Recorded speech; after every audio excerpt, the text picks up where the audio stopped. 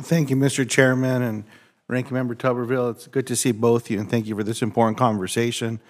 I'm especially grateful for this discussion after what has been a difficult and devastating fire season and flooding season in New Mexico. Just 2 years after we saw the largest fire in our state's history, a fire, by the way, that was started as a prescribed burn. And some folks didn't see the need to look at it with infrared technology with a burn pile and put a hand to it. And it was cool enough.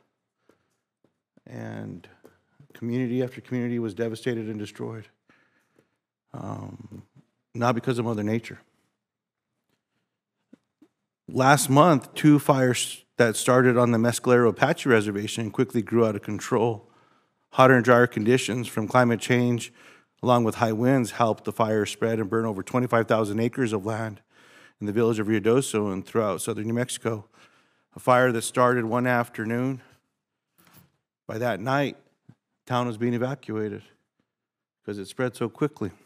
It was so dry. A few weeks later, we thought Mother Nature was going to help us, and she put down some water and some rain, but it was a little too much because of the burn scars. And what the fire didn't take out, the flood did. Hundreds of homes and buildings have been destroyed by the fires and by the flooding, but the impacts on rural infrastructure don't end there.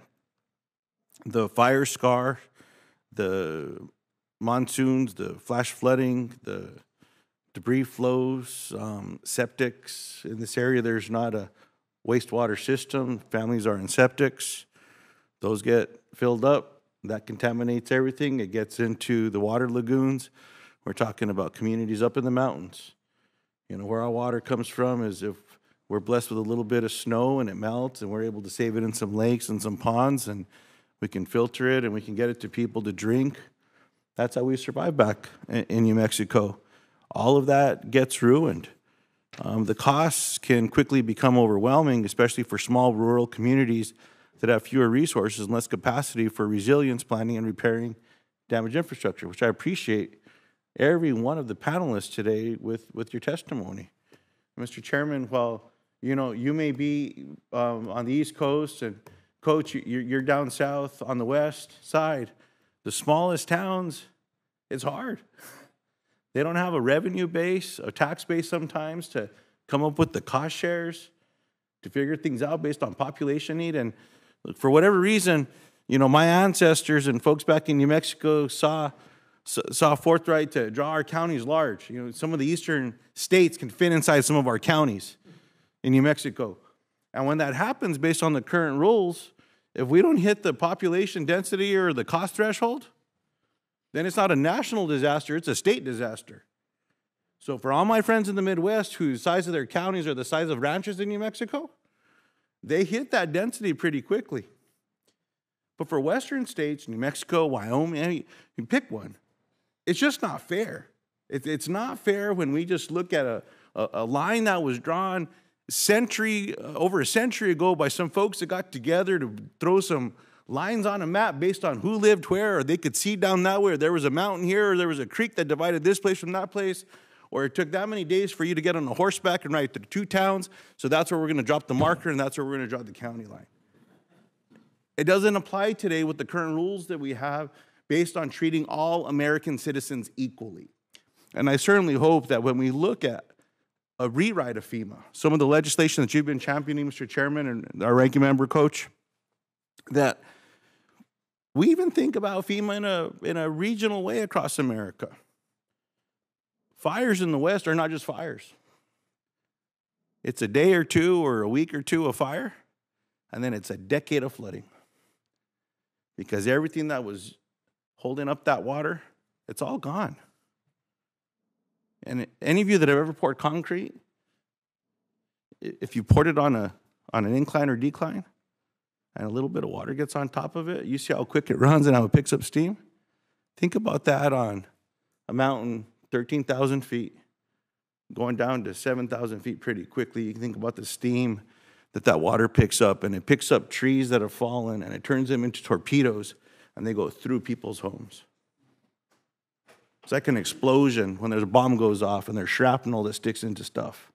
The same thing happens with wood into people's homes. It's just devastating. So, Mr. Chairman, I've used up all my time here. You know, community after community. The city of Las Vegas, which is in the heart of that large fire that started with a prescribed burn, their water treatment center. We thought it was going to be okay after that fire a few years ago with all the mitigation. Then some floods came in, destroyed the reservoir again. We're trying to get in there to help them. While that flood hit, 2 other communities, one by the name of Medinales, just north of the city of Espanola, beautiful little community, hardworking families. A little bit of debris came down in the river, even though it wasn't raining on this little town. Pulled down a bunch of water and rock, stopped the river flow. The river picked it up itself, as it sometimes can do, went over a bank and took out a town, took out a community. The devastation wasn't large enough for that county. No federal declaration. But it takes all the feds' approvals to go into the river to take the dirt out. It takes an act of God to get their permission to be able to go do that without a federal declaration. So, Mr. Chairman, I can't thank you enough for having this conversation and bringing attention to what's been happening, not just across Vermont and Alabama and all over America, but in New Mexico.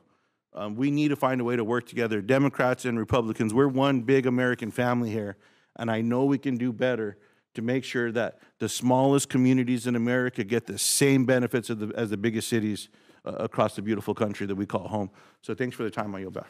No, thank you for that wonderful statement summarizing the collective commitment we all have, and how, whether we're in a red state or a blue state, we love the citizens